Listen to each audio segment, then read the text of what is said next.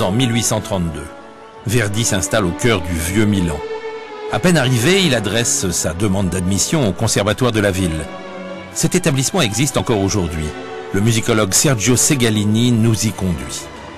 Nous sommes ici devant le conservatoire qui aujourd'hui porte le nom de Verdi, le conservatoire Giuseppe Verdi. Et Verdi quitte à 19 ans sa ville Busseto pour s'inscrire au conservatoire, plein d'espoir. On ne veut pas de lui. On ne veut pas de lui. Il était encore jeune et inexpert, ça se comprend. Et les examinateurs ne pensaient pas qu'ils allaient, évidemment, rejeter de leur conservatoire le plus grand compositeur italien du 19e siècle. Le professeur de piano juge en effet que Verdi a une mauvaise position de main et qu'il est trop âgé pour corriger ce défaut. Mais les véritables raisons de ce refus sont surtout politiques. C'était un étranger. Ici, nous sommes à Milan. Il y a les Autrichiens qui dominent la Lombardie et la Vénétie. Lui, il venait de l'Émilie. Il venait du Grand-Duché de Parme-Plaisance. C'est l'étranger. Donc, c'est un compositeur, un jeune étudiant étranger qui s'inscrit à un conservatoire autrichien. Donc, il fallait qu'il soit vraiment hyper génial pour être accepté dans ce conservatoire. Après ce refus, Verdi prend des cours particuliers avec Vincenzo Lavigna, compositeur et chef d'orchestre. Lavigna encourage Verdi à aller écouter ses maîtres à la Scala. La Scala est alors l'un des théâtres les plus prestigieux d'Italie.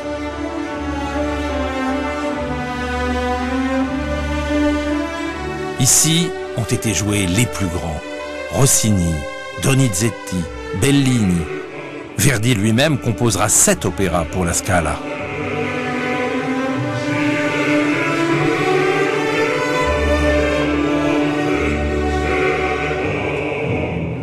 Piazza del Teatro en 1838.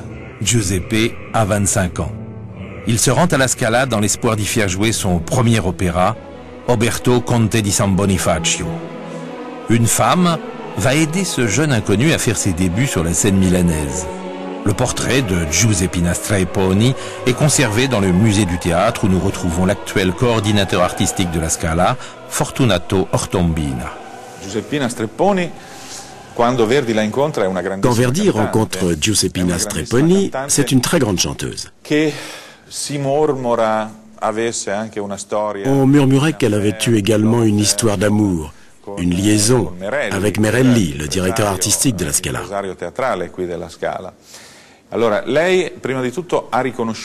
Tout d'abord, elle a cru dans le génie de ce jeune homme. Elle a alors tout fait pour l'encourager, et ce, dans un monde où il y avait une très forte concurrence. Car des compositeurs comme Giuseppe Verdi, peut-être pas aussi doués que lui, il y en avait énormément. Merelli en recevait tous les jours. Ils allaient le voir pour lui montrer leurs partitions et pour qu'il les aide à les mettre en scène.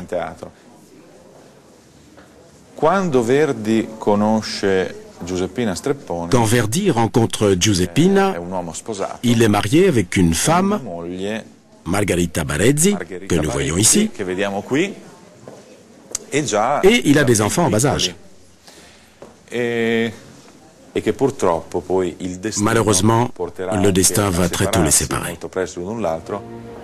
En moins de 18 mois, Giuseppe voit mourir ses 2 jeunes enfants, Icilio et Virginia, de maladies alors incurables. Et enfin sa femme, la douce Margherita.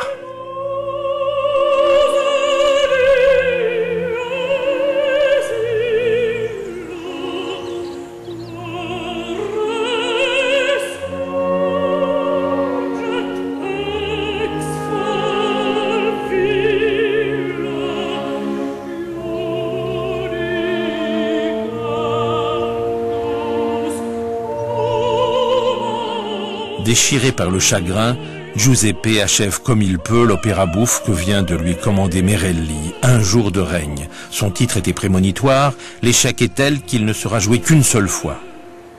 Verdi sombre dans la dépression et décide d'arrêter de composer.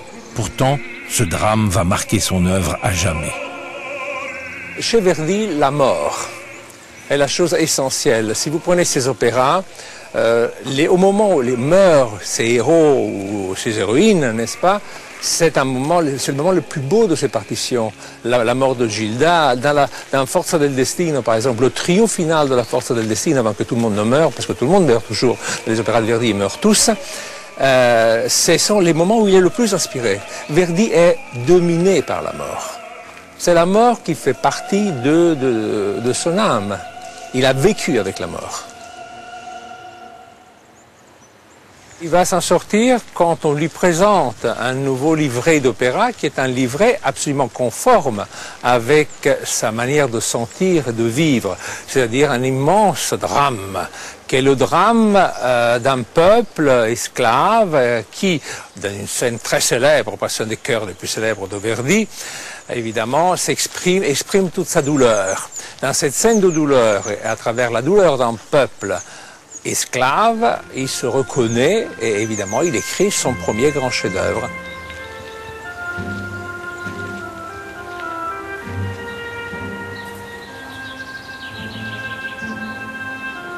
À l'origine, Verdi ne veut pas du livret de Nabucco que lui a proposé Merelli.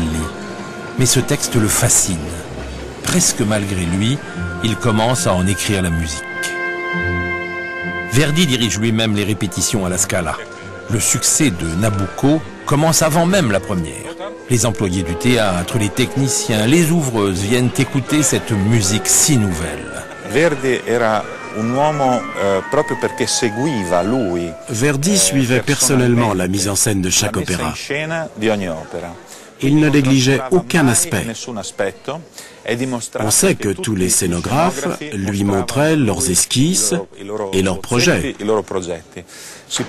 Il s'occupait beaucoup de la préparation de l'orchestre et du chœur. Il existe une lettre très amusante adressée à la Scala où Verdi, inquiet, dit « J'ai fait une promenade dans la galerie de Milan pour boire un café et j'ai vu que les meilleurs musiciens ne sont plus à la Scala mais jouent dans les cafés de la galerie. »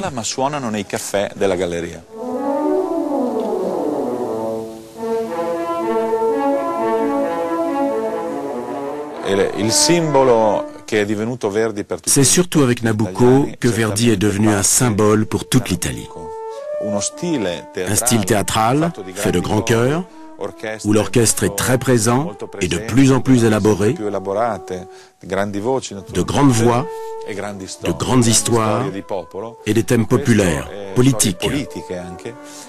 Ce sont là autant d'aspects que Verdi développera jusqu'à la fin de sa vie. Le soir de la première à la Scala, le 9 mars 1842, Nabucco triomphe. Verdi a 28 ans, sa carrière est lancée.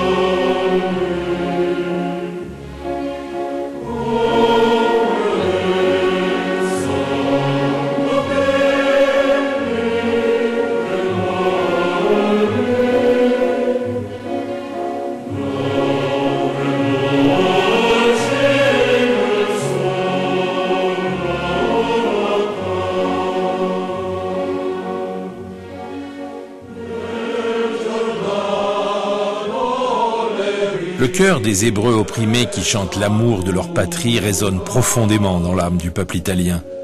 Va pensiero devient le cri de ralliement des patriotes italiens, un hymne à la liberté contre l'occupation autrichienne.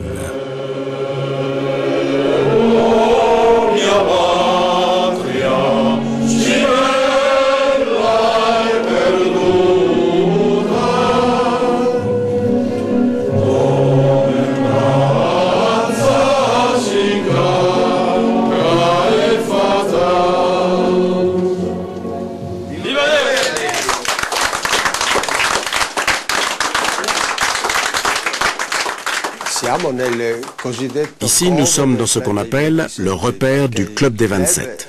Ce groupe de passionnés verdiens s'appelle précisément le Club des 27. Nous ne pouvons pas dépasser ce chiffre parce que nous respectons la volonté de Verdi, qui a écrit 27 opéras, en incluant la messe du Requiem.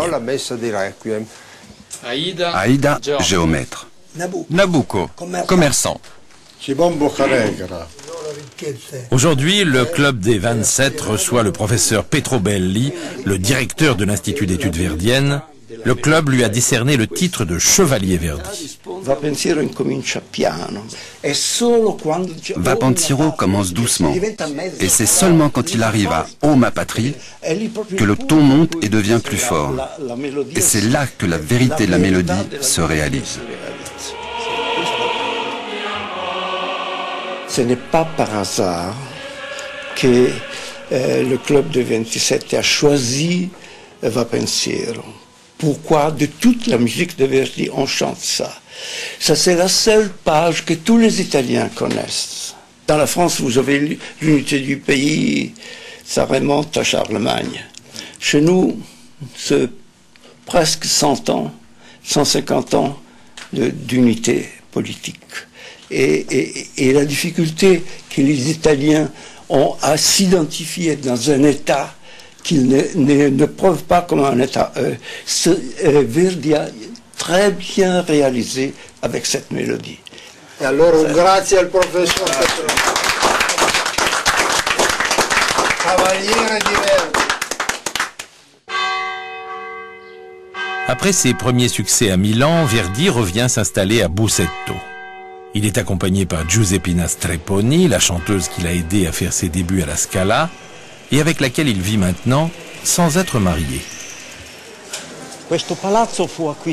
Ce palais fut acheté par Verdi, avec ses premiers gains importants. Il vint vivre ici avec Giuseppina, sa seconde compagne, ce qui provoqua un grand scandale, car il n'était pas marié. En outre, Giuseppina était arrivée avec la réputation d'être une femme perdue. On raconte, mais ce n'est pas une légende, que les habitants de Busseto ramassaient des cailloux dans la rue et les lançaient contre les fenêtres, en signe de mépris pour cette femme. Pour Verdi, ce fut une raison de plus pour détester les habitants de Busseto. Il partit très vite de ce palais.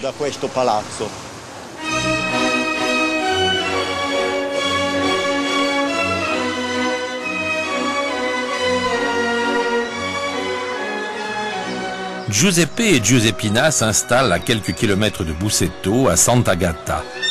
Ils vivront ici jusqu'à la fin de leur vie. Verdi a légué la villa Sant'Agata à leur fille adoptive, Maria Filomena, avec pour devoir de préserver la maison et le jardin exactement en l'état.